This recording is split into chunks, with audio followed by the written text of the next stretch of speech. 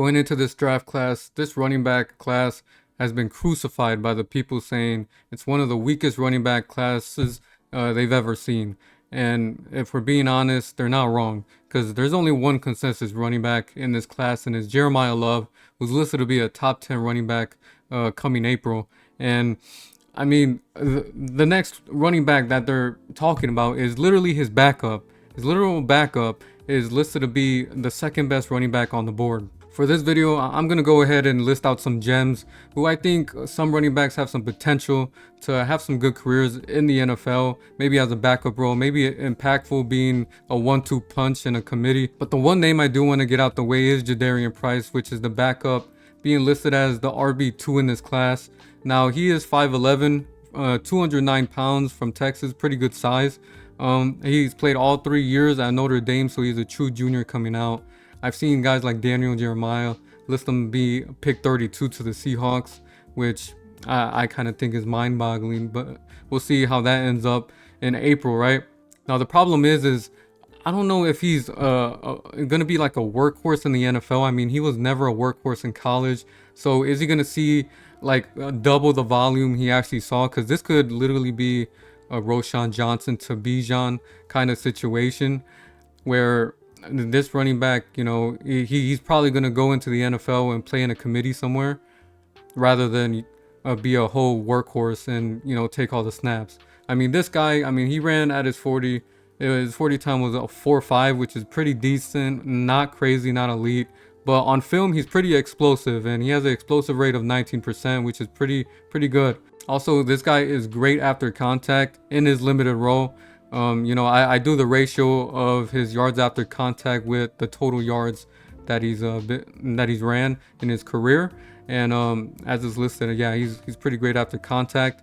But he did have a limited receiving role, as you know. Like, Jeremiah Love took majority of the receiving snaps, and I mean, could you blame him? It's Jeremiah Love. And the question is, can he pass block? We don't know, because guys like Jeremiah Love is going to take the pass blocking role because he was the leading back on that Notre Dame team. In his career, he's only had 280 carries. In those carries, he did average 6 yards per carry, so that is pretty good. He had 21 touchdowns. So if you ask me, I think he is going to be a pretty good goal line back if you wanted to, you know, take the upside on him getting those touchdowns in a committee in the NFL. And yeah, he racked up 1,692 yards, and he had 4 fumbles in his career, which is 3 more than Jeremiah Love. Pretty funny enough. And he had 1,200 yards after contact. Also, his avoided tackle rate is pretty good. He has good elusiveness at a 26% avoided tackle rate. And yeah, and his receiving role, he's only caught like 15 balls. Now in fantasy, you would probably want your guy to get those PPR points if that's your format. But yeah, his receiving his receiving role was pretty limited. Only 15 receptions. I think those were only off 15 targets, if we're being honest. He had a 0% drop rate. It racked up to 162 yards, 3 touchdowns. But on the bright side, every reception was 10 yards per reception, so that is a good outtake from that. But his yards per route run isn't really good compared to the guys I'm about to show you, which is a 0.81. Now, if we're being honest, I think he will be a day 2 running back. If he's taken day 1 in the first round, then hey man, shout out to that team that really liked him. But his role in the NFL, I think he will have like a RB2 role in a committee somewhere. Who knows? But if he's lucked out to a team like the Seahawks, Vikings, then I could definitely see him being in an RB1, but in a committee. Now, starting with my personal favorites, these are some of my gems. My RB2 in this class would be Jonah Coleman. Now, Jonah Coleman, he's 5'9", 228 pounds. He's a senior from Stockton, California. This guy's a stocky. He kind of reminds me a little bit of Cam Scatterbo when it comes to his build and being able to bounce off people. He played 2 years at Arizona, and then he transferred to Washington for his last 2. Now, if I'm gonna be honest, he's not a track star. He's not the fastest guy. He didn't run his 40 time at his combine or his pro day, because if he would have, he probably would have dipped to day 3, which probably he's gonna be listed at, projected at. And if we're being honest, I think he's a day 2 talent, regardless of his speed, because he doesn't have that home run speed. But his explosiveness is really good. It's at 16%. He's amazing after contact. This guy bounces off of guys like no other. He's good at the receiving game. This is what I love about him as well. He's good at the receiving game. He could catch and run off with it. He's really good in pass pro too. I've seen some clips of him, blocking guys like Sonny Styles, Arvell Reese at the line. Yeah, this guy, he'll put all his weight into it. So even though he's not that tall, his weight, it balances out. He's really strong. Now in his career, he had 551 carries, which is like double what Jadarian Price ran. He averages 5.5 yards per carry. He had 34 rushing touchdowns, 3,000 yards, only 2 fumbles in his career. And yeah, he has 2,269 yards after contact, which is pretty good, pretty insane. And his avoided tackle rate, not only is he like a bowling ball which bounces off of guys, this guy's elusive too. At his size, he's very elusive. He's more elusive than Price. He has a avoided tackle rate of 31%, so that is a checkbox that I really like. And in the receiving game, he racked up 87 receptions, 838 receiving yards with 3 touchdowns.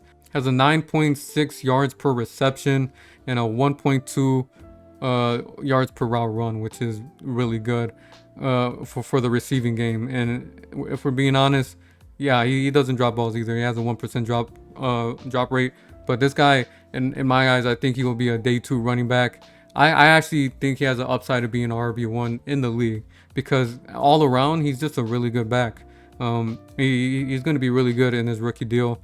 And I think if he played a RB2 role next to someone, I think it's going to be really good for them, because man, that 1-2 punch would be scary. And I like this guy a lot. I think he should be very draftable, so I would love to see where he goes. Now the next guy I want to talk about is Nick Singelton. Now a lot of guys were very high on him before last season, and now his stock it tanked dramatically. But I still like this guy. I think he still has some promise. He has a good size. He's 6 foot, 224 pounds. He's a senior from Pennsylvania. He broke out as a freshman. He racked up 1,000 yards in his freshman year at Penn State. This guy's fast. Now we couldn't see him at his combine or his pro day because I believe he broke his foot on a drill. He fractured his foot. So, but if he was able to test at his combine, he would have ran in the 4.3s, no doubt. Now this guy, he's great after contact. He's good at the receiving game. I think we know this guy. He could break out on the receiving end. He's been lined up at the slot at times at Penn State, and he's good in pass pro because of his stature at 224 pounds, 6 foot. Now in his career, he had 622 carries, averaged 5.6 yards per carry, a total of 45 rushing touchdowns. Yeah, and this guy, he has capable of having home run speed as well. He racked up 3,461 yards, had 6 fumbles, and the yards after contact, he had 2,151 of them. Now I'm gonna be real, the con about him, he's not that elusive. I mean, you would think so, but he only has a 16% avoided tackle rate, which is kind of half of what Jonah Coleman has. And yeah, that's what comes with him. But the receiving upside, you can't even pass up on. He racked up 100 receptions, 987 receiving yards, 9 touchdowns, and a 9.7 yards per reception, running a 1.3 yards per right run. He does have a little 9.7 drop rate, but he's a running back. Can we blame him, especially with that volume he was given on the receiving end? Now this guy, he's going to be a day 3 running back. I already know. And I think he's going to be a quality RB2. And yeah, I think the receiving upside in the pass pro, I think it will give him a good amount of snaps on 3rd down situations for sure on some NFL teams. So if I was drafting in fantasy, in a rookie draft, yeah, I would take him around in the second round for sure. Next guy we'll talk about is Desmond Reid. Now this guy, he's a shorter guy. He's not that stocky compared to the other guys. He's 5'8", 175 pounds, so he's pretty light. He's a senior out of Florida. He spent his first 2 years at Western Carolina and then his final 2 years at Pittsburgh. His final season, he did get hurt, so it limited his playing time. Um, and during his combine, after his injury, I think he was still kind of suffering the injury still. He ran a 4.55 at his 40 time, which is a little disappointing, especially at his weight. But apparently he put on 15 pounds, which I kind of don't really understand, but that's what he did. I mean, he has a great explosive rate at 18%, so he's pretty explosive when it comes off the ball. He has an average yards after contact, but he's really good in the receiving game. That's why I like him a lot too. Really good in the receiving game, and obviously the pass protection. Can he be good at his size? I don't think so, but I think that's probably why he put on 15 pounds to, you know, meet guys and play some pass pro. But in his career, he had 492 carries. He averaged 6 yards per carry in his career. He had 24 rushing touchdowns. So, and this is a guy, I don't even know if he'll be like a goal line type of back in the NFL. If you're expecting him to be, that's probably just not his role. Yeah, he did rack up 2,965 rushing yards. He only had 1 fumble in his career, 1,697 yards after contact. Now his elusiveness, he's really good. He has a 29% avoided tackle rate, which is good. So he could make guys miss. And his receiving upside, he racked up 117 receptions, more than Nick Singelton.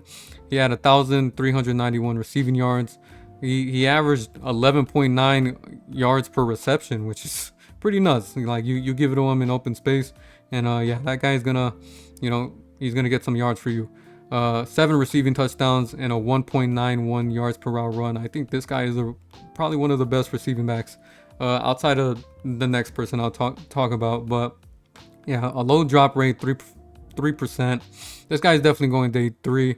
He will be an RB2 in this league, because I don't see him being a workhorse, obviously, at his stature, and he won't be like a goal line back where you're going to be hoping he gets a running back in that or a touchdown in that position. Now, next guy I want to talk about, I don't really see him more as a running back. I think this guy's a receiver in a running back's body pretty much. This guy's 6 foot, 206 pounds, a senior. I talked about him in my wide receiver video, if you want to check that out.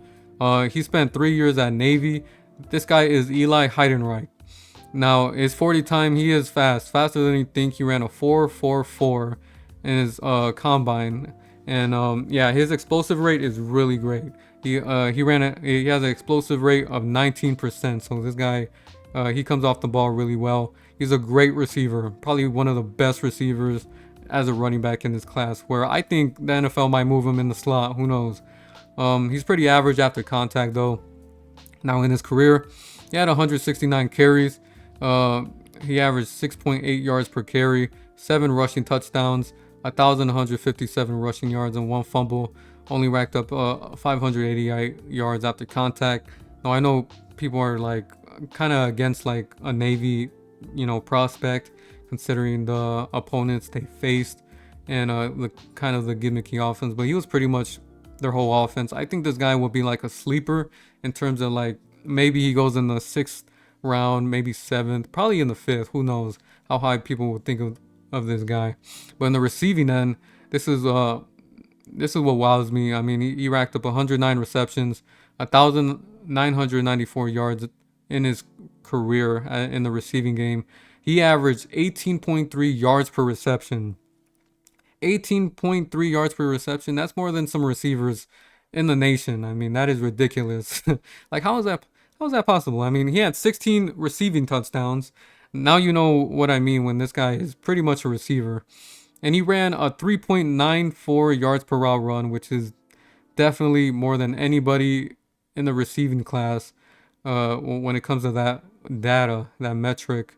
He only has a 3.5% drop rate, so this guy has good hands, as you can see. But like I said, this guy will definitely go day 3, probably round 5, round 6, around in that area. I definitely see him more as a slot receiver, but if he still listed as a running back, he'll definitely be an RB2. I just love the receiving upside to take on him, and he takes handoffs too, man. This guy's a playmaker. You give him the ball, and he'll make some magic.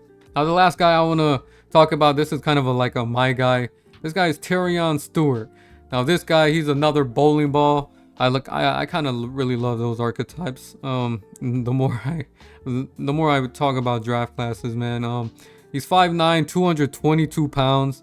He's a redshirt senior, so he did spend a lot of time in college. He's probably gonna enter the NFL at like a late age. I think he's probably only gonna last in his rookie deal. I don't know if he gets that second contract, but hey, man, this guy, I think it's my guy. I think this guy will probably go in the 7th round, right? So he spent 4 years at Bowling Green, and then he transferred to Virginia Tech. He's not fast. If we're gonna be real, he's not the fastest guy in the world. He probably runs like a 4.6. But his explosive rate off the line in the game is really great at 18% explosive rate. But this guy, his receiving upside is not good. I'm gonna be honest. He has no receiving upside. He's a pure bowling ball where you give him the ball, he's just gonna run someone over, and guys are gonna bounce off of him. But he's really good yard. He really has good yards after contact. Now in his career, he has 480 career carries, and he averages 5.9 yards per carry with 23 rushing touchdowns. I think this guy could be a goal line situational back in the NFL level. He racked up 2,836 rushing yards, 5 fumbles, and 2,189 yards after contact. In his receiving game, he only caught the ball 9 times. That's all you need to know. No explanation needed. But yeah, this guy is definitely going to be a day 3, 7th round running back potentially. He'll be an RB2 for sure. He'll be a guy that, hey, you're at the 1, give it a Terion Stewart, man. You need a first down, give it a Terion Stewart. If it's 4th and inches, give it to him. He's gonna cross that goal line. Best believe it. Now, those are all my guys. Those are the gems that I really like. Let me know if there's any running backs that I missed. I know I'm not really high on guys like Emmett Johnson. I'm gonna be real. I'm not high on guys like Mike Washington. Like Emmett Johnson, like it took his final year to finally break out. He was playing behind like backups in his previous years, especially Mike Washington. He wasn't playing that well his previous year before he got to Arkansas. I get it. Mike Washington had an elite combine. He's fast.